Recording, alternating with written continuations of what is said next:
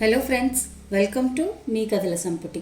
Friends, ఈరోజు బృందావనం నవలలోని రెండవ భాగాన్ని చూద్దామండి. నవలలోకి వెళ్లే ముందు ఇంకా ఎవరైనా మన ఛానల్ని సబ్స్క్రైబ్ చేయనట్లయితే తప్పకుండా ఛానల్ని సబ్స్క్రైబ్ చేయండి, లైక్ చేయండి, షేర్ చేయండి. ఆసక్తి ఉన్న మీ స్నేహితులకు, బంధువర్గానికి మన ఛానల్ని షేర్ చేసి ఛానల్ని నన్ను ప్రోత్సహిస్తారని ఆశిస్తున్నాను. ఇక ఇంకొక చిన్న విషయం, ఆఫ్టర్ 2 months మళ్ళీ నేను నవలలు మీకు అందించడం మొదలుపెట్టాను కదండి. చాలామందికి నోటిఫికేషన్ వస్తుందో లేదో ఒక్కసారి చూసుకుంటారని భావిస్తున్నాను. ఇక నవలలోకి వెళ్ళిపోదాము. మరి చదువుతున్నది శాంతినారాయణ. నిన్నటి ఎపిసోడ్లో విన్నారు కదండి, కథలోని పాత్రని పరిచయాలు. రాధిక శశాంక్ని ఇష్టపడుతూ ఉంటుంది. అతను బాగా ఆస్తిపరుడు. మరి శశాంక్ రాధికని ఇష్టపడతాడో లేదో తెలుసుకోవాలంటే ముందు వచ్చే ఎపిసోడ్లన్నీ మీరు విని ఆనందిస్తారని అనుకుంటున్నాను. ఇక నవలలోకి వెళ్ళిపోదామా. మరి చదువుతున్నది శాంతినారాయణ. అప్పుడే ఎంత దూరం మాట్లాడుకున్నారేమిటి? సంధ్య ఆశ్చర్యంగా అడిగింది. భయపడకు, నువ్వు చెప్పినట్టే చేశానులే, అతిగా మాట్లాడలేదు అంది నవ్వుతూ. సంధ్య తృప్తిగా తలాడించింది. గుర్తుంచుకోరాది, ముందు నీ ఉత్సాహం కాస్త తగ్గించుకొని ప్రాక్టికల్గా ఉండు. ఫస్ట్ ఫ్రెండ్షిప్ చేయి, తర్వాత ఆలోచించుకో.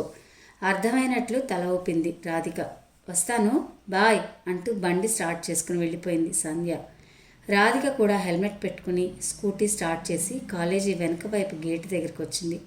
అటునుంచి అయితే ట్రాఫిక్ ఎక్కువగా ఉండదని ఆమె ఉద్దేశం.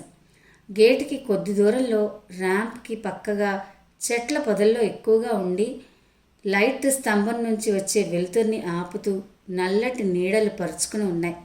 మెయిన్ రోడ్ని, కాలేజీ క్యాంపస్ని వేరు చేస్తూ నిలబడ్డ ఎత్తైన గోడ చీకట్లో అడ్డంగా నిలబడ్డ మొండి దయ్యంలా కనిపిస్తూ ఉంది. కల్చరల్ ప్రోగ్రామ్స్ జరుగుతూ ఉండడం వల్ల అందరూ ఆడిటోరియం పరిసర ప్రాంతాల్లోనే ఉన్నారు. నిర్మానుష్యంగా ఉన్న పరిసరాలను చూసి ఇటువైపు రాకుండా ఉండాల్సింది అనుకునే లోపే చీకట్లో నుంచి వేరుపడుతూ నల్లటి ఆకారం కాస్త దూరంలో ఎదురుగా వచ్చి నిలబడింది. రాధిక ధైర్యంగా స్కూటీని ముందుకు పోనించేసరికి హెడ్లైట్ వెలుతురులో కాళ్ళు రెండూ దూరంగా పెట్టి ప్యాంటు జోబులో చేతులు దూర్చి మొండిగా నిలబడ్డ మైథిల్ కనిపించాడు. ఈ సమయంలో ఇక్కడ కాపు కాశాడంటే ఏదో బ్యాడ్ ఇంటెన్షన్తోనే అయి ఉంటుంది. రాధిక మనసు కీడు శంకించింది. అయినా మనసులో కలవరం పైకి కనపడనీయకుండా, ఏయ్ అడ్డంగా నిలబడ్డావేంటి, తప్పుకో, హెల్మెట్కి ఉండే షీల్డ్ని పైకెత్తి గద్దించింది. రాధి, ప్లీజ్ మనం ఒకసారి మాట్లాడుకుందాం. ముందుకు వచ్చి స్కూటీ హ్యాండిల్ని 2 చేతులతో కదలకుండా పట్టుకుంటూ అన్నాడు. అతని మాట తీరు, వాలకం చూస్తుంటే డ్రింక్ చేసినట్లు అర్థమైంది. ప్లీజ్ ఇప్పుడు కాదు, రేపు మాట్లాడుకుందాం చిన్నగా చెప్పి తప్పించుకోవాలని చూసింది. తప్పించుకోవాలని చూడకు, నాకు తెలుసు నీకు నేనంటే ఇంట్రెస్ట్ ఉందని. ఎందుకు కావాలని వేషాలు వేస్తావు? వెకిలిగా నవ్వాడు. మైథిల్, బిహేవ్ యువర్ సెల్ఫ్. రోడ్డు మీద ఆపడం మర్యాదగా ఉండదు అంది కోపంగా. పైకి ధైర్యంగా మాట్లాడుతున్న లోపల రాధిక గుండె దడదలాడుతూ ఉంది. పాకెట్లో నుంచి సెల్ ఫోన్ బయటికి తీసింది. అతను ఒక అడుగు ముందుకేసి స్కూటీ కీస్ లాక్కుపోయాడు. రాధిక ఒక సెకండ్లో పరిస్థితిని గ్రహించి బలంగా ఒక్క తోపు తోసేసింది. మైథిల్ 6 అడుగుల పొడవుతో దృఢంగా ఉంటాడు. అతను తిరిగి మీదకు వస్తే అడ్డుకోలేనని రాధికకి తెలుసు. ర్యాంప్ మీద ఎక్కేటప్పుడు స్కూటీని వేగంగా నడిపించలేదు. ఈ ఆలోచనలన్నీ ఒక సెకండ్ కాలంలోనే తరంగాలుగా ఆమె మెదడులో కదిలాయి. పోలీసులకి కాల్ చేయడానికి కాంటాక్ట్ లిస్ట్ చూసేలోపే మైథిల్ ముందుకొచ్చాడు. సరిగ్గా అప్పుడే కార్ పార్కింగ్ వైపు వెళ్తూ ఉన్న ఒక వ్యక్తి కనిపించాడు ఆమెకి. అతన్ని చూసి సెకండ్లో 10వ వంతులోపే శశాంక్ అని గుర్తొచ్చింది. వెంటనే శశాంక్ అని పెద్దగా అరిచింది. ఆ కేకలు విని అటువైపు చూసి గబగబా గేటు ముందున్న ర్యాంప్ వైపుకి పరుగులాంటి నడకతో వచ్చాడు అతను వచ్చే లోపలే మైథిల్ అక్కడి నుంచి చీకట్లో మాయమయ్యాడు. వాట్ రాధిక, ఏమైంది? కంగారుగా అడిగాడు. రాధిక ఒళ్ళంతా చెమటలు పట్టాయి. భయంతో రెపరెపలాడుతున్న ఆమె కళ్ళు చీకట్లో అతనికి స్పష్టంగా కనిపించలేదు. కొన్ని క్షణాల్లోనే తేరుకుని, ఏం లేదు, రేపు మీట్ అవుదామా అని అడగాలనుకున్నాను అంతే అంది గొంతులో భయం తాలూకా ఛాయలను కనబడనివ్వకుండా. ఓ, అందుకే నా అంత గట్టిగా కేకేశావు? షూర్, తప్పకుండా చెప్పి వెళ్ళిపోయాడు అతను. శశాంక్తో పరిచయం ఇప్పుడిప్పుడే మొదలవుతుంది. అనవసరంగా మైథిల్ ఇష్యూతో రాంగ్ ఇంప్రెషన్ కలిగించుకోకూడదు అనుకుంటూ స్కూటీని వేగంగా అక్కడి నుండి నడిపించి మెయిన్ రోడ్ మీదకి వెళ్ళిపోయింది రాధిక. ఆ రోజు పెందలాడే నిద్రలేచింది మీనాక్షి. హడావిడి పడకుండా తీరిగ్గా ఒక్కొక్క పని చేసుకుంటూ ఉంది. మోహన్ రావు కూడా భార్య వెనకాలే తిరుగుతూ ఆమెకు వంటకు కావాల్సిన సరుకులు కూరలు అందిస్తూ సాయం చేస్తూ ఉన్నాడు. పెళ్ళైన దగ్గర నుంచి ఉద్యోగం చేసే భార్యకు చేతికి సాయంగా ఉండడం మోహన్ రావుకి అలవాటే. ఏమండి, ఈ స్థలంలో మనం ఎలాగూ బంగ్లా కట్టుకోలేం. దీన్ని అమ్మితే కనీసం 1.5 కోటి దాకా రావచ్చు. హాయిగా ఈ స్థలం అమ్మేసి మనం ఏదైనా అపార్ట్మెంట్లో ఫ్లాట్ కొనుక్కొని ఆ డబ్బు దాస్తే మనకి మన పిల్లలకి ఫ్యూచర్కి దిగులుండదు. ఏమంటారు? ఉప్మాకి పోపు వేస్తుంటే మనసులో ఎన్నాళ్ళ నుంచో నలుగుతున్న ఆలోచనను బయటపెట్టింది. పిచ్చిదానా, ఇది అమ్మితే డబ్బు వస్తుంది, కానీ ఇంత సెంటర్లో నీకు ఇంకొక అపార్ట్మెంట్ ఎంత డబ్బు పెట్టినా దొరకదు. ఎందుకంటే ఈ ఏరియాలో అందరూ ధనవంతులు, ఇండిపెండెంట్ బంగ్లాలు ఉన్నవాళ్ళు. మనకేదో తాతలు తండ్రులు కాలం నుండి వచ్చిన ఆస్తి కాబట్టి ఇక్కడ ఉండగలుగుతున్నాం, కానీ లేకపోతే ఇక్కడ కాలు కూడా పెట్టలేం. దీన్ని అమ్మాలంటున్నాం. దేనికి? బాగుంది, ఇప్పటికి గడిచిపోతే సరా, రేపటి గురించి ఆలోచించక్కర్లేదా అంది వ్యంగ్యంగా. చూడు మీనా, మనకి ఇద్దరికి 2 శాలరీలు వస్తాయి. ఈ ఇల్లు తీసేసి పెద్ద బంగ్లా కట్టించేంత డబ్బు మన దగ్గర లేకపోవచ్చు, కానీ పిల్లల చదువులకి అవసరాలకి కావలసినంత డబ్బు అయితే దాచిపెట్టాం. మనం రిటైర్ అయ్యాక పెన్షన్ వస్తుంది, అది చాలు మనిద్దరికి.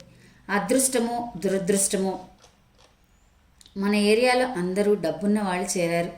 ఈ స్థలాన్ని వెంచర్లకు ఇస్తే మనకి 4 అపార్ట్మెంట్స్ ఇస్తారన్న ఆశ కూడా లేదు మనకి. ఎందుకంటే మన పక్కింటి కాంట్రాక్టర్ ఈ స్థలాన్ని కొనాలని కూర్చున్నాడు. మొన్ననే వాళ్ళ మేనేజర్ని కూడా మాట్లాడడానికి పంపించాడు. ఆయన చస్తే తన బంగ్లా పక్కన అపార్ట్మెంట్స్ని రానియడు. ఈ సెంటర్లో ఎక్కడ అపార్ట్మెంట్ కావాలన్నా పునాదులు కూడా తవ్వకముందే బుక్ చేసుకుంటున్నారు. ఆ టెన్షన్లన్నీ మనకెందుకు? మన స్థలం పోగొట్టుకుని ఎక్కడో దూరంగా అపార్ట్మెంట్లో ఉండాల్సిన అవసరం ఏముంది? హాయిగా గాలి వెలుతురు వచ్చే ఇండిపెండెంట్ హౌస్ని వదులుకొని ఒకవేళ అమ్మినా వచ్చిన డబ్బుని ఎక్కడో ఒక చోట ఇన్వెస్ట్ చేయాల్సిందే కదా. అదేదో ఇక్కడే ఉండని. మీరు భలే కన్విన్స్ చేస్తారండి. ఇన్వెస్ట్మెంట్ సంగతి సరే, హాయిగా మంచి పెద్ద పెద్ద బెడ్రూమ్లు, గ్రానైట్ ఫ్లోరింగ్లు అవసరం లేదా? ఎప్పుడూ మీ భార్య ఈ పెరడు వాకిలి చిమ్ముకుంటూ కూర్చోవాలి కాబోలు అంది నవ్వుతూ. నాకు తెలుసులే మీనా, నీకు పిల్లల కంటే ఏది ఎక్కువ కాదని. అలమర్లో నుంచి స్టీల్ ప్లేట్లు బయటకు తీస్తూ అన్నాడు. ఉప్మా కలియబెట్టడం పూర్తి చేసి భర్త వైపు తిరిగింది మీనాక్షి. అది కాదండి, పిల్లలకి మంచి వాతావరణం ఉండడం కూడా చాలా అవసరం. మనం మనలాంటి మిడిల్ క్లాస్ వాళ్ళ మధ్య ఉంటే బాగుంటుందని నా అభిప్రాయం. అదే పిల్లలకి మానసిక వికాసం కూడా.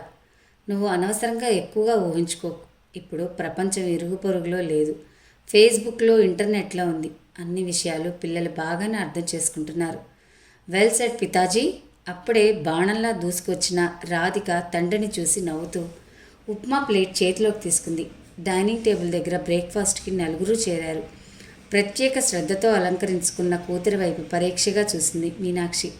ఉప్మా తినడానికి స్పూన్ని వాడుతోంది రాధిక. తిండి విషయంలో పెద్దగా ఫార్మాలిటీస్, మేనర్స్ ఉపయోగించిన కూతురు ప్రత్యేకంగా స్పూన్తో తినడానికి కారణం అప్పుడే గోళ్లకు వేసిన మ్యాచింగ్ కలర్ నెయిల్ పాలిష్ అని అర్థమైంది మీనాక్షికి. ఎప్పుడూ జీన్స్లో క్యాజువల్గా ఉండేది. కొత్తగా ఆకుపచ్చ రంగు చూడిదార్ వేసింది. కండిషనర్ పెట్టిన జుట్టు మృదువుగా పట్టులాగా భుజాల మీద నుంచి జారిపోతూ ఉంది. రాధిక ఇంత శ్రద్ధగా తయారవడం మీనాక్షికి ఆశ్చర్యంగా ఉంది. ఇవాళ ఏమైనా స్పెషలా కాలేజీలో రాధి అని అడిగింది అనుమానంగా మీనాక్షి. అలాంటిదేమీ లేదు, పొడిగా జవాబు చెప్పి తల ఉంచుకుని తినడం కొనసాగించింది. ఎగ్జామ్స్ అయిపోయాక ఏం చేద్దాం అనుకుంటున్నావు? అమ్మా, ఇంకా ఎగ్జామ్స్ అయిపోలేదుగా, ఇప్పటి నుంచి ఎందుకు అంది చిరాకు పడుతూ. పొద్దున అత్తయ్య ఫోన్ చేసింది. హాలిడేస్కి వైజాగ్ రమ్మని పిలిచింది అందరినీ. నాకు సెలవులే, కానీ మధుని మ్యాథ్స్ ట్యూషన్లో వెయ్యాలి, లేకపోతే నెక్స్ట్ ఇయర్ ఇబ్బంది పడతాడు. నాన్నకు ఎలాగూ హాలిడేస్ లేవు, అందుకని నేనేమనుకుంటున్నానంటే, నాకు అర్థమైంది, నేను ఒక్కరినే వెళ్ళాలి. రాధిక గొంతులో కోపం చిరాకు రెండూ కనిపించాయి. ఇక్కడ ఉండి మాత్రం నువ్వు చేసేదేముంది? అర్ధరాత్రి దాకా ఫోన్లో నెట్లో గడిపేయడం, తెల్లవారి 10 గంటలకు నిద్ర లేవడం, అంతేగా. మీనాక్షి గొంతు పెరిగింది. తల్లి కూతుళ్ల మధ్య రాజుకుంటున్న అగ్నిని చూసి మోహన్ రావు మధ్యలోనే కల్పించుకున్నాడు. పోనీ సెలవులు ఎక్కడైనా? సెలవులే కదా అమ్మలు, వెళ్ళిరారాదు కూతుర్ని చిన్నగా చెప్పాడు. నేను వెళ్తానని మొత్తుకుంటే నన్నెవరు పంపించరు, దాన్ని మాత్రం బతిమలాడతారు. మొహం చిన్నబుచ్చుకున్నాడు మధు. ఒరే నువ్వు నోర్మొయ్, ఇలాంటప్పుడు కల్పించుకుంటే నీకు అక్షింతలు పడతాయి. మోహన్ రావు కొడుక్కి బుద్ధి చెప్పి, ఇంతకీ మీ అత్తయ్యకి ఏం చెప్పమంటావు? కూతుర్ని అడిగాడు మళ్ళీ. అబ్బా, ఎవరింటికో వెళ్ళాలంటే నాకు ఏదోలా ఉంటుంది. అయినా వాళ్ళెప్పుడూ రారుగా మన ఇంటికి, మూతి గుండ్రంగా చేస్తూ అంది. రాధి కోపంగా అరిచాడు మోహన్ రావు. ఎవరో అంటావేమిటి? ఆవిడ నీకు సొంత మేనత్త. సాధారణంగా మోహన్ రావుకి కోపం రాదు. అలాంటిది ఆయన ఆవేశంగా మాట్లాడటంతో ఆశ్చర్యపోయారందరూ. మీ చదువులు మా ఉద్యోగాల వల్ల ఇదివరకులా రాకపోకలు కుదరడం లేదు. మీరు కూడా పెళ్ళిళ్ళన్నా పేరెంటాలన్నా రాకుండా తప్పుకొని తిరుగుతున్నారు. ఫ్రెండ్స్తోనే కాదు, అప్పుడప్పుడు అయిన వాళ్ళను కూడా ఫోన్లో పలకరిస్తూ ఉండాలి. తండ్రిని బాధ పెట్టానని రాధికకు అర్థమైంది. ఐఆమ్ సారీ డాడ్, నెమ్మదిగా తల ఉంచుకుని చెప్పింది. మీ అత్తయ్య మరీ మరీ చెప్పింది అమ్మలు. ఉద్యోగం పెళ్ళి లాంటి బాధ్యతల మీద పడితే పుట్టింటికి రావడమే కష్టం, ఇక మేనత్త ఇంటికి ఎప్పుడు వెళ్తావు? అందుకే ఈసారికి వెళ్ళిరా అనునయంగా చెప్పాడు. రాధికకు శశాంక్ కళ్ళ ముందు మెదిలాడు. వెంటనే ఏ జవాబు చెప్పలేకపోయింది. ఐ నీడ్ సమ్ టైం, నేను ఆలోచించుకుని చెప్తాను నాన్న. మీరు తొందరపడి ఇంతలోనే అత్తయ్యకి ఫోన్ చేసి చెప్పకండి అని టిఫిన్ ప్లేట్ని ముందుకు తోసి లేచింది. చూశారా దాని పొగరు? ఇంతలా బతిమాలి చెప్పినా ఎలాంటి సమాధానం ఇస్తోందో. ఈ ఇండిపెండెన్సీ అన్నిట్లో ఉంటే బాగుండేది. మోహన్ రావు వారిస్తున్నా వినకుండా మాట్లాడింది మీనాక్షి. రాధిక నిర్లక్ష్యంగా తల్లివైపు చూసి డైనింగ్ టేబుల్ చైర్ని కాలుతో వెనక్కి తోసి విసురుగా వెళ్ళిపోయింది. దాంతో మీనాక్షి కోపం రెట్టింపైంది. ఆ ప్లేట్ సింక్లో వేయి. వెనకాల నుంచి మీనాక్షి అరుస్తూ ఉన్నా వినిపించుకోకుండా వాటర్ బాటిల్ బ్యాక్ ప్యాక్ తీసుకుని గబగబా బయటికి వెళ్ళిపోయింది Radhika. You are simply lovely, చుడిదార్లో చాలా క్యూట్గా ఉన్నావు. రాధికని చూస్తూనే ప్రశంసాపూర్వకంగా అంది సంధ్య. అప్పుడే మైథిల్ కూడా కార్ పార్క్ చేసి వస్తూ కనిపించాడు. నీకు విషయం చెప్పాలి అంటూ సంధ్య చేయి పట్టుకుని పక్కకు లాగి రాత్రి మైథిల్ ప్రవర్తన గురించి పూసగుచ్చినట్టు వివరించింది. Leave that bloody rascal. Exams అయిపోతే వాడెవరో మనమెవరో, కానీ ఈ కొద్ది రోజుల్లో జాగ్రత్తగా ఉండు. సంధ్య మాటలకు బుద్ధిగా తల ఊపింది రాధిక. ఇద్దరూ కలిసి క్లాస్ రూమ్కి వెళ్లారు. వెళ్ళిన కాసేపటికి సంధ్యకి జ్వరంగా అనిపించడంతో పర్మిషన్ తీసుకుని మధ్యలోనే ఇంటికి వెళ్ళిపోయింది. కెమిస్ట్రీ క్లాస్ అయిపోయిన తర్వాత రాధిక వెయిటింగ్ రూమ్కి వెళ్ళబోతుంటే మెట్ల దగ్గర నిలబడి ఎదురు చూస్తూ కనిపించాడు మైథిల్. అతని బాలకం చూస్తుంటే చాలాసేపటి నుంచే కాచుకున్నట్టుంది. అతన్ని చూస్తుంటేనే ఒక్క క్షణం భయం వేసింది. టీవీల్లో న్యూస్ పేపర్స్లో వస్తున్న వార్తలు, యాసిడ్ దాడులు, అఘాయిత్యాలు గుర్తుకొచ్చాయి. మనసులో భయం బయటకి చూపించకుండా బెంకంగా మెట్ల దగ్గరికి వెళ్ళింది. మైథిల్ వెనక్కి వాలి పిట్టగోడ కానుకొని ఉన్నవాడల్లా ఆమె సమీపిస్తున్న ముందుకి వంగాడు. రాధిక అతన్ని పట్టించుకున్నట్టే వెళ్ళసాగింది. రాధి, నీతో ఒక నిమిషం మాట్లాడాలి, ప్లీజ్ ప్లీజ్ ఆమెను వెంబడించాడు. అప్పుడే మెట్లెక్కి పైకి వస్తున్న ఫిజిక్స్ లెక్చరర్ ఒక ఆయన ఇద్దరి వైపు విచిత్రంగా చూశాడు. అదే దారిలో వస్తున్న ఇంకా ఇద్దరు ముగ్గురు వాళ్ల వైపు మార్చి మార్చి చూడటంతో ఆమెలో సహనం నశించింది. ఏమిటి చెప్పు, ఎందుకు ఇలా వెంబడిస్తున్నావు? వెనక్కి తిరిగి కోపంగా అడిగింది. ప్లీజ్ కిందకి వెళ్ళాక మాట్లాడుకుందామా? అభ్యర్థనగా అడిగాడు. క్రిందకి వెళ్ళాక మాట్లాడాలి అని తెలిసిన వాడివి ఇలా అరుస్తూ వెంబడించకూడదన్న జ్ఞానం లేదా అంటూ విసురుగా నడిచింది. మైథిల్ మౌనంగా ఆమెను అనుసరించాడు. ఏమిటి చెప్పు అంది బయట లాన్లోకి రాగానే ఓ పక్కగా నిలబడుతూ. ఐఎమ్ వెరీ సారీ, నిన్న నైట్ నేను కాస్త డ్రింక్ చేసున్నాను, అందుకే ఓవర్ అయ్యాను. I'm so sorry. రాధిక ఒక్కసారి అతని వైపు చురుగ్గా చూసి ఇట్స్ ఓకే అంటూ అక్కడి నుంచి కదలబోయింది. మైథిల్ ఇంకేదో చెప్పాలన్నట్టు చేతిని అడ్డం పెట్టాడు. రాధికకు మరింత కోపం వచ్చింది. చూడు, నువ్వేమనుకుంటున్నావో నాకు తెలుసు, అందుకే నేను నీకు ఛాన్స్ ఇవ్వడం లేదు. నాకు బాయ్ ఫ్రెండ్ ఉన్నాడు కాబట్టి అనవసరంగా నా చుట్టూ తిరిగి నీ టైం వేస్ట్ చేసుకోకు. అబద్ధం, నమ్మకంగా అన్నాడు. నిన్న నువ్వు ఒక అతన్ని చూసి పారిపోయావే శశాంక్, అతనే నా బాయ్ ఫ్రెండ్, అర్థమైందా? ఇక వెళ్ళు. మైథిల్ మాట్లాడకుండా తలదించుకుని వెళ్ళిపోయాడు. ఈ చుడీదార్లో నువ్వు చాలా అందంగా ఉన్నావు. పొద్దుటి నుంచి ఈ కాంప్లిమెంట్ చాలామంది ఇచ్చినా శశాంక్ నోటి వెంట వినడంతో రాధిక బుగ్గలు ఎర్రబడ్డాయి. ఇప్పటికీ నేను నమ్మలేకపోతున్నాను. మా ఇంటి పక్కనే ఉన్న రాధిక నన్నింతలా ఆరాధిస్తూ ఉందని పార్క్లో రాధిక పక్కనే నడుస్తూ అన్నాడు. ఇద్దరు పచ్చటి గడ్డి మీద కొంత దూరం నడిచి పక్కగా ఉన్న ఒక బెంచ్ మీద కూర్చున్నారు. అతని భుజాలు దాదాపు రాధికను తాకుతున్నాయి. అతను ఏదో మాట్లాడుతున్నట్టు అడపాదడపా దగ్గరగా రావాలని ప్రయత్నించడం కూడా గమనించింది. వెంటనే సంధ్య చెప్పిన మాటలు గుర్తుకొచ్చాయి. గబుక్కున కొద్దిగా దూరంగా జరిగి కూర్చుంది. శశాంక్ రాధిక మొహం చూసి ఇబ్బందిగా నవ్వాడు. శశాంక్, ఇది మనకు డేటింగ్ లాంటిది అనుకో.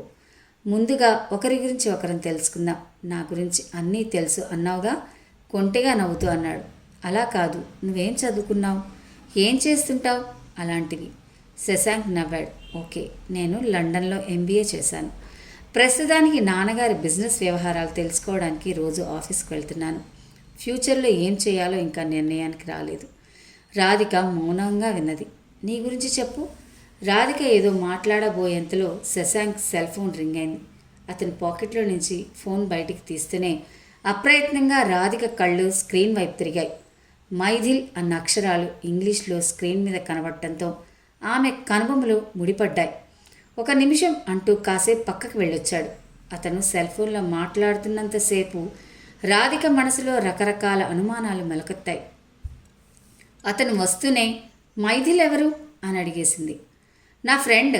ఎందుకలా అడుగుతున్నావు? లేదు, మా కాలేజీలో కూడా ఒక మైథిల్ ఉన్నాడులే. ఇతను ఒకరేనా అని అడిగాను. అంతే. నాకు తెలిసి మైథిల్ అన్న పేరుగల వాళ్ళు 4 ఉన్నారు. ఇతను మాత్రం మీ కాలేజీలో చదవడం లేదు నవ్వుతూ అన్నాడు. మైథిల్ ప్రస్తావన రావడంతో రాధికకు చిరాగ్గా అనిపించింది. ఆకాశంలో సూర్యుడు ఎర్ర రంగులోకి మునిగిపోయినట్టుగా కిందకి దిగిపోతున్నాడు.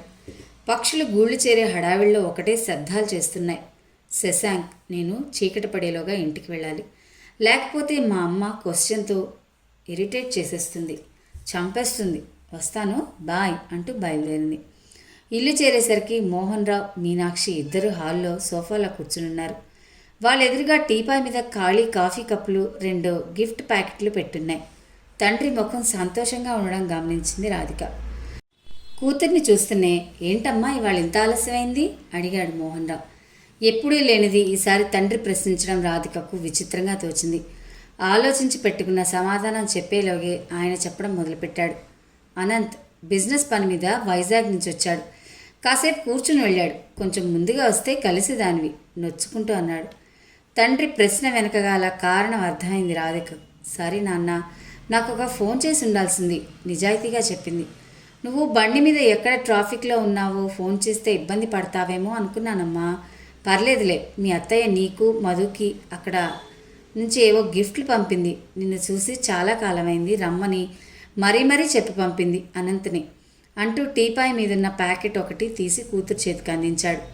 రాధిక హుషారుగా హ్యాండ్ బ్యాగ్, హెల్మెట్ సోఫా మీదకి విసిరేసి ప్యాకెట్ని ఓపెన్ చేసింది. అందులో సన్నటి అంచున్న నేరేడు పండు రంగు పట్టుచీర, ఇంకా అందమైన కొండపల్లి బొమ్మల సెట్టు ఉన్నాయి. మధు కూడా వచ్చి తన కోసం పంపిన నేతి పూతరేకుల్ని చూసి ఆనందంగా అక్కడికక్కడే తినడం మొదలెట్టాడు. ఏమిటో ఆవిడ చాదస్తం కాకపోతే ఇవన్నీ ఇక్కడ దొరకనా? ఖాళీ కప్పులు తీస్తూ అంది మీనాక్షి. ఇక్కడ దొరుకుతాయా దొరకవా అని కాదు, అభిమానం కొద్దీ ఇస్తారు కానుకలు ఎవరైనా. దానికి చిన్నప్పటి నుంచి కొండపల్లి బొమ్మలంటే ఇష్టమని, మధుకి పూతరేకులంటే ప్రాణమని గుర్తుపెట్టుకొని మరీ పంపింది మా అక్కయ్య అన్నాడు గర్వంగా. రాధిక చిన్న అట్టపెట్టెలో చక్కగా సర్దున్న పిల్లన గ్రోవి వాయిస్తున్న కృష్ణుడు, గోపికల బొమ్మలను చూస్తూ ఉంది. వేళ్ళు, కళ్ళు లాంటివి స్పష్టంగా చెక్కినట్టు లేకపోయినా తేలికగా, చిన్నగా, ముద్దుగా ప్రత్యక్షంగా ఉంటాయి బొమ్మలు. విభిన్నత్వమే ఆ బొమ్మల అందం. రాధికకు కొండపల్లి బొమ్మలంటే ప్రాణం. వాటిని సంతోషంగా చూసుకుంటూ ఉంది. కాఫీ కప్పులు సింక్లో పడేసి టీపాయ్ మీదున్న వస్తువుల్ని సర్దుతూ, ఏమండి అనంతని చూసారా? ఎంత లక్షణంగా ఉన్నాడో. ఈ కాలంలో అంత బుద్ధిగా, వినయంగా ఉండే మగపిల్లల్ని ఎక్కడైనా చూసామా? ఇంటి పెత్తనం, బిజినెస్ అంతా చేతిలో ఉండి కూడా అలా ఉన్నాడంటే ఆశ్చర్యమేనండి. నిజాయితీగా పొగిడింది మీనాక్షి. మరి ఏమనుకున్నావే, మా అక్కయ్య పెంపకం మరి. నవ్వుతూ గర్వంగా కనుబొమ్మలు ఎగరేశాడు. ఊరికే మా అక్కయ్య అని భుజాలు ఎగరేస్తే కాదు, మన పిల్లల్ని తీర్చిదిద్దండి ముందు. రాధికకు తల్లి సంభాషణ ఎటువైపు తీసుకెళ్తుందో అర్థమైంది. వెంటనే మేనత్త పంపిన వస్తువులను తీసుకుని తన గదిలోకి వెళ్ళిపోయింది. ఆ అనంత్ ఒకడు నా ప్రాణానికి. నన్ను తిట్టించడానికి పనిగట్టుకుని వచ్చినట్టున్నాడు. విసుక్కుంటూ బొమ్మలున్న షెల్ఫ్ దగ్గరికి వెళ్ళింది. దాని నిండా ఎన్నో రకాల కొండపల్లి బొమ్మలున్నాయి. ఏనుగు అంబారీలు, తాడి చెట్టు ఎక్కుతున్న మనిషి, సంక్రాంతి బొమ్మల సెట్టు, రామమందిరం, దశావతారాలు. కృష్ణుడు గోపికలు మాత్రం లేదు. ఇప్పటి వరకు మేనత్త చాయిస్ని మెచ్చుకుంటూ పాత వాటికి కొంచెం సర్ది కొత్త బొమ్మలకు చోటు కల్పించింది రాధిక. వీధి చివరి మలుపు దగ్గర బ్లాక్ కలర్ బెంజ్ కార్ ఆగి ఉండడం చూసి హుషారుగా స్కూటీని దాని పక్కనే ఆపింది రాధిక. లోపల శశాంక్ వెయిట్ చేస్తూ కనిపించాడు. హాయ్, నా స్కూటీ ఇంట్లో పెట్టి రానా? ఇద్దరం సరదాగా నీ కారులో వెళ్ళొచ్చు. శశాంక్ ముఖంలో భయం లాంటిది కనిపించింది. నో, కంగారుగా అరిచాడు. ఇప్పుడు కార్లకి షేడ్స్ ఉన్న గ్లాసులు వాడకూడదు. ఇద్దరం ఫ్రంట్ సీట్లో కూర్చుని వెళ్తే ఇంకేమైనా ఉందా అన్నాడు అటు ఇటు చూస్తూ. నువ్వెప్పుడు ఫ్రెండ్స్ని కారులో తీసుకెళ్లేదా? ఆశ్చర్యంగా ఆడింది. అలా అని కాదు, ఫ్రెండ్స్ అంటే మామూలుగా ఇంట్లో అందరికి తెలిసిన వాళ్ళే ఉంటారు. ముఖ్యంగా అమ్మాయిలు. ఫ్యామిలీ ఫ్రెండ్స్ కాకుండా నాకు వేరే ఏ అమ్మాయిలతో ఫ్రెండ్షిప్ లేదు. పొరపాటున ఎవరైనా చూస్తే ఏమవుతుంది? కావాలని మొండిగా ప్రశ్నించింది. ప్లీజ్ రాధి, రోడ్డు మీద డిస్కషన్ వద్దు. ఇంతలో వెనకాల వస్తున్న కార్ హారన్ మోగడంతో సరే నేను రోడ్ నెంబర్ 5లో పార్క్ దగ్గర ఉంటా, వచ్చేసాయి చెప్పి స్కూటీని కార్ కంటే ముందుగా పోనిచ్చింది. శశాంక్ వచ్చేసరికి బెంచ్ మీద కూర్చొని వెయిట్ చేస్తూ ఉంది రాధిక. ఆమె ముఖం చూస్తుంటే ఏదో సీరియస్గా ఆలోచిస్తూ ఉన్నట్టుంది. ఏమిటంత డీప్గా ఆలోచిస్తున్నావు? పక్కనే వచ్చి కూర్చుంటూ అడిగాడు. నిన్ను చాలా రోజుల నుంచి ఒక విషయం అడగాలనుకుంటున్నాను. ఏంటో అడుగు. నేను బీఎస్సీ చదివితే నీకు ఓకేనా? శశాంక్ ఉలిక్కిపడ్డట్టు చూశాడు. ఏమిటి విచిత్రమైన ప్రశ్న? నువ్వు లండన్లో ఎంబీఏ చేశావు, నేను ఒట్టి బీఎస్సీనే చదువుతున్నా. నీకు ఎటువంటి ప్రాబ్లం లేదు కదా? అడిగింది రాధిక. ఒక సెకండ్ పాటు శశాంక్ మొహంలో కలవరపాటును చూసింది రాధిక. నువ్వేం చదివినా నాకేం ప్రాబ్లం లేదు, అయినా నాకెందుకు ఉండాలి సమస్య? తడబడుతూ చెప్పాడు. Thank you Shashank. రాధిక అప్రయత్నంగానే అతని దగ్గరికి జరిగి 2 చేతులు పట్టుకుంది. మనసులో నుంచి పెద్ద భారం దిగిపోయినట్టుంది ఆమెకి. ఆ తర్వాత అతను మాట్లాడుతూనే ఉన్నా ఆమె మనసులోకి ఏమీ దూరడం లేదు. అనుకున్న గమ్యం అంత తొందరగా చేరుకున్నానా నమ్మలేకపోతూ ఉంది. నాకు ఒక అర్జెంటు పని ఉంది రాధి, మర్చిపోయాను, వెళ్ళాలి, ఓకేనా అంటూ లేచాడు అతను. ఎంత ఆలస్యమైందో అప్పటిదాకా గమనించనే లేదు రాధిక కూడా. తల్లిని గుర్తు తెచ్చుకుని కలవడపడుతూ బయలుదేరింది. స్కూటీతో పాటు మనసు రయ్యిన గాల్లోకి తేలిపోతూ ఉంది. విచిత్రమైన ఆలోచనలు, ఊహలు మనసులోకి వస్తూ ఉన్నాయి. ఇంటికి చేరేసరికి బాగా చీకటి పడిపోయింది. బయట గేటుకి లోపల నుంచి గడియ వేసి ఉండడంతో స్కూటీ దిగి ఇనుప ఊచల మధ్య నుంచి చేతిని పోనిచ్చి గడియ తీసింది. కాంపౌండ్ లోపలంతా చీకటిగా ఉంది. ఇంట్లో లైట్లు వెలుగుతూ ఉండడం వల్ల మీనాక్షి ఫోన్లో మాట్లాడటం స్పష్టంగా కనిపిస్తోంది. అప్పటిదాకా రంగురంగుల కళల్లో విహరిస్తున్నట్టున్న మనసు కాస్త తల్లిని చూడగానే అదోలా అయిపోయింది. ఎప్పుడూ పోటీ, పరుగు, చుట్టూ ఉన్నవాళ్లతో పోల్చి చిన్నపుచ్చుతూ ఉంటుంది. ఈ ఇంటి గేటు అందమైన హాయైన ప్రపంచానికి ఎప్పుడు అదుపు ఆజ్ఞలతో ఉంచాలనుకునే నియంత్రత్వ ధోరణికి మధ్య విభజన రేఖలా ఉంది. అది దాటి ఒక్క అడుగు వేస్తే అంతా మారిపోతుంది. స్కూటీని తెచ్చి పోర్టికోలో పార్క్ చేసి లోపలికి వెళ్ళింది రాధిక. మీనాక్షి అప్పటిదాకా ఫోన్లో మాట్లాడుతున్నదల్లా ఒక్కసారి వాల్ క్లాక్ వైపు చూసి నేను మళ్ళీ మాట్లాడతానంటూ ఫోన్ పెట్టేసి, రాధి ఏమిటంత లేటు? ఫ్రెండ్ దగ్గరికి వెళ్ళొస్తున్నానమ్మా, రేపటి నుంచి ఎగ్జామ్స్ కదా, చదువుకోవడానికి వెళ్ళాను, ఆలోచించకుండానే అబద్ధం చెప్పింది. ఇంత ఆలస్యం ఎందుకైందోనని కంగారు పడి 4 సార్లు నీ సెల్కి ఫోన్ చేశాను గంభీరంగా అంది మీనాక్షి. సెల్ సైలెంట్ మోడ్లో ఉందమ్మా, చూసుకోలేదు. మీనాక్షి కళ్ళల్లోకి సూటిగా చూడలేకపోయింది. రాధికకు తెలిసి ఇదే మొదటిసారి అబద్ధం చెప్పడం. ఎప్పుడూ మొండిగా తగాదా పెట్టుకోవడమే కానీ అబద్ధాలు చెప్పి సునాయాసంగా తప్పించుకోవడం తెలియదు. సరే ఫ్రెష్ అయి చదువుకో, నేను కాఫీ తెస్తానంటూ వంటగదిలోకి వెళ్ళింది మీనాక్షి. తల్లి ఎప్పట్లా అరిస్తే అబద్ధం చెప్పినందుకు ఇంత గిల్టీ ఫీలింగ్ ఉండేది కాదేమో అనుకుంటూ తన గదిలోకి వెళ్ళింది. ఫ్రెష్ అయ్యి వచ్చేసరికి వేడి కాఫీ స్టడీ టేబుల్ మీద పెట్టింది. చదువుకోవడానికి పుస్తకం తెరిచింది కానీ మనసు నిలవలేకపోయింది. వెంటనే సంధ్యకు ఫోన్ చేసింది. శశాంక్కి తనకి మధ్య ఇప్పటి వరకు జరిగిన సంభాషణ అంతా పూసగుచ్చినట్టు చెప్పి, నేనంటే అతనికి ఇష్టమేనంటావా? నేనే నా మనసులో మాట చెప్పేసేదా అంటూ సంధ్యను అడిగింది. ఏడ్చినట్టుంది. గట్టిగా 1 వారం రోజులు కాలేదు మీరిద్దరు మాట్లాడుకోవడం మొదలుపెట్టి. కొద్ది రోజులు ఓపిక పట్టు. ముందు ఎగ్జామ్స్ పూర్తి కానీ అప్పుడు తీరిగ్గా ఆలోచించుకోవచ్చు. రేపటి నుంచే పరీక్షలు, జాగ్రత్తగా చదువుకో. ఈసారన్నా మంచి స్కోర్ తెచ్చుకుంటే ఆంటీ చేతిలో నీకు అక్షింతలు తప్పుతాయి. రాధికకు వాస్తవం చెళ్ళున చరిచినట్టు తోచింది. నిజమే, ఉంటానైతే బాయ్ అని చెప్పి ఫోన్ పెట్టేసి పుస్తకాల్లో తలదూర్చింది. అది సిటీలో ధనవంతులకు మాత్రమే అందుబాటులో ఉండే ఖరీదైన బార్. అక్కడ శశాంక్తో పాటు అతన్ని మిత్ర బృందం చేరి తాగుతూ ఉన్నారు. ఏంటోరా, ఆ పిల్ల మరీ ఎక్కువగా ఊహించుకుంటున్నట్టుంది. నేను డిగ్రీ చదివితే ఓకేనా అని అడిగింది. ఇదేదో పెళ్లి చూపులు అన్నట్టుగా ఉంది ఆ అమ్మాయి వాలకం చూస్తే. గ్లాసులో అడుగున ఉన్న వోడ్కాని గుండ్రంగా తిప్పుతూ అన్నాడు శశాంక్.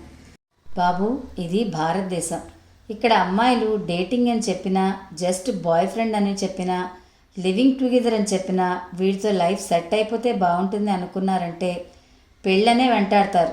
అతని ఎదురుగా కూర్చున్న బృందంలో ఒకడన్నాడు. నిజమే రోయ్, మోహన్ గాడి గర్ల్ ఫ్రెండ్ వాడిని పెళ్ళైనా వదలడం లేదు. అందుకే వాడు భయపడిపోయి లండన్ చెక్కేశాడు. ఆ అమ్మాయి ఏమో నా చుట్టూ తిరుగుతోంది. నిజంగానా? శశాంక్ కళ్ళు పెద్దవి చేస్తూ అడిగాడు. ఒరేయ్, ఆ మీనింగ్లో కాదురా బాబు. వాడి నెంబర్, అడ్రస్ ఇవ్వమని ఒకటే గోల, ఏడుపు. అప్పటికే చెప్పి చూశా, ఆ చాప్టర్ అయిపోయిందని వినట్లా. ఛ, కానీ పాపం ఆ అమ్మాయిని చూస్తే జాలేస్తోందిరా. ఒరేయ్, నువ్వు జాలి పడితే వాడి కొంప మునిగిద్ది. ముద్దుగా మాట్లాడుతూ నవ్వాడు ఇంకొకడు. నోనో, మా డాడీ మోహన్ వాళ్ళ డాడీ ఫ్రెండ్స్. ఈ విషయంలో నేను పొరపాటు చేయను. ఇంతలో వెయిటర్ వచ్చి ఇంకో బాటిల్ తెచ్చి టేబుల్ మీద పెట్టి ఓపెన్ చేసి వెళ్ళిపోయాడు. ఈ పెంటంతా నాకు అవసరమా? ఆ అమ్మాయి మీడియా కేక్కి గోల్ చేసిందంటే మా నాన్న పాతేస్తాడు. రేపటి నుంచే రాధికను అవాయిడ్ చేస్తాను, శశాంక్ భయంగా అన్నాడు. చుట్టూ కూర్చున్న ఫ్రెండ్స్ అంతా గొల్లుమని నవ్వారు. ఒరేయ్, మిడిల్ క్లాస్ అమ్మాయిలు మీడియా అంటే భయపడతారని కూడా తెలియదురా వీడికి. అయితే గీతే మొగుడి మీద గృహహింస చట్టాలు పెట్టి గొడవ చేస్తారేమో కానీ పెళ్లి కాని అమ్మాయిలు చస్తే నోరు మెదపరు. వాళ్లలో ఒక గొప్ప విషయం కనిపెట్టినట్టు చెప్పాడు. మధ్యలో ఇంకొకడు కల్పించుకున్నాడు. నువ్వు వెతుక్కుంటూ వెళ్ళలేదుగా ఆ అమ్మాయి కోసం. తనే నీ మీదకి ఎగబడుతోంది. ఇందులో తప్పేమీ లేదు. ఈ రోజుల్లో అమ్మాయిలు కూడా ఫాస్ట్గానే ఉన్నారులేరా, తేలిగ్గా కొట్టిపారేస్తూ అన్నాడు. శశాంక్ కన్ఫ్యూజన్లో పడ్డాడు. హాయ్, ఇప్పుడే మొదలెట్టారా? ఇంకా పూర్తి డోసు పడ్డట్లేదు? మామూలుగానే ఉన్నారు. అప్పుడే లోపలికి వస్తూ మైథిల్ అన్నాడు. అక్కడున్న బృందంలో ఒకరిద్దరు అతన్ని పలకరించారు. వీడు మైథిల్ అని శశాంక్ ఫ్రెండ్, కజిన్. ఏజ్లో మనకంటే చిన్నోడే, కానీ పర్లేదు, కలుపుకోవచ్చు. వీడే మన శశాంక్కి కొత్త గర్ల్ ఫ్రెండ్ని అతికించింది. మైథిల్ గురించి తెలిసిన వ్యక్తి ఇంట్రడక్షన్ ఇచ్చాడు. చచా, అతికించడం ఏమిట్రా, చిరాగ్గా అన్నాడు శశాంక్. లేకపోతే ఇన్నేళ్లైనా నీకు ఒక గర్ల్ ఫ్రెండ్ ఉందా? చెప్పుకోవాలంటే సిగ్గుచేటు. ఏమన్నా అంటే ఫ్యామిలీ, పేరు, ఇమేజ్ చెడిపోతాయేమో అని భయం. వీడు ఆ పిల్ల నువ్వంటే పడిచేస్తున్నావని, నువ్వే తన బాయ్ ఫ్రెండ్ అని చెప్పుకుంటూ తిరుగుతోందని చెప్పాకేగా ఒక అడిగైనా ముందుకేసా. పక్కపక్క నవ్వాడు అంటూ శశాంక్ అసహనంగా కుర్చీలోంచి కదిలాడు. ఏంటి, వెళ్ళిపోతావా అడిగాడు మైథిల్. వాడెక్కడికి వెళ్తాడు, తాగింది దిగాక కానీ కదలడు. డ్రంక్ అండ్ డ్రైవ్లో పట్టుకుంటే మీడియాలో వాళ్ళ నాన్న పేరు వస్తుందని భయం. అందరూ మళ్ళీ అతన్ని చూసి నవ్వారు. రాధి ఖాళీగా కూర్చుని గంటలు గంటలు ఫోన్ మాట్లాడటం తప్ప వేరే పని లేదా? ఎగ్జామ్స్ కూడా అయిపోయాయి. చక్కగా ఏదైనా కంప్యూటర్ కోర్సు జాయిన్ అవ్వచ్చు కదా, జీవితానికి ఉపయోగిస్తుంది.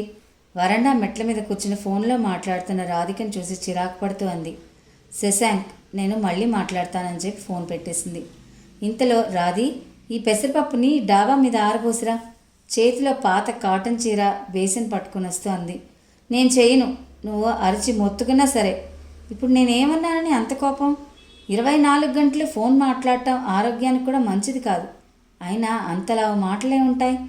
మంచి చెప్తే మాత్రం కోపం చర్రున వస్తుంది.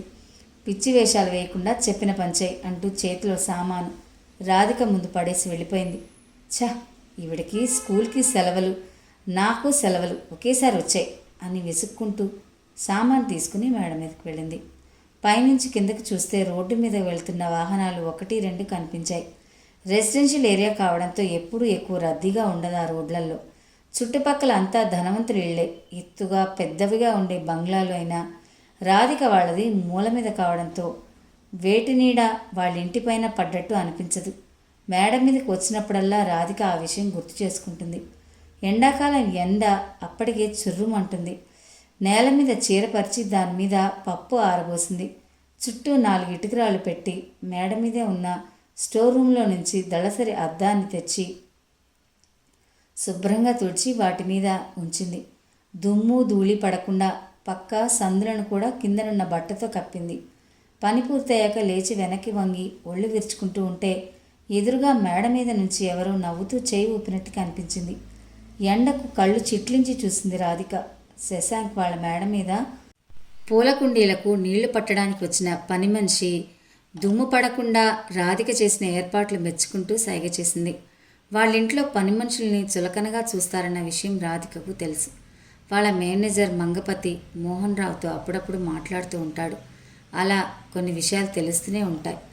అటు ఆమె పని చేస్తుంది, ఇటు నేను పనిచేస్తున్నా. ఇద్దరి మధ్య ఆ క్షణంలో తేడా ఏమీ అనిపించలేదు రాధికకు.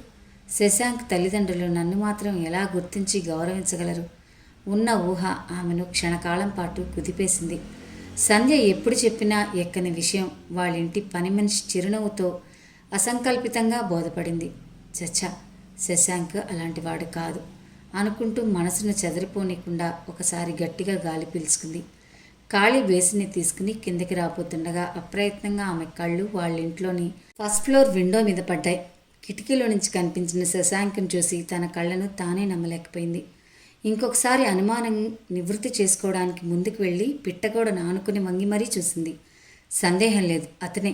మరి లండన్ వెళ్ళినట్టు అబద్ధం చెప్పి అక్కడి నుంచి మాట్లాడుతున్నట్టుగా ఫోన్ ఎందుకు చేస్తున్నట్టో రాధిక మనసులో సందేహం రకరకాలుగా రూపాలు తీసుకుంది. ఫ్రెండ్స్, విన్నారు కదా నవలలోని 2వ భాగాన్ని. రాధికకు శశాంక్ లండన్ వెళ్ళాడని చెప్పి అక్కడి నుంచి మాట్లాడుతున్నాడని చెప్తూ ఉంటాడు.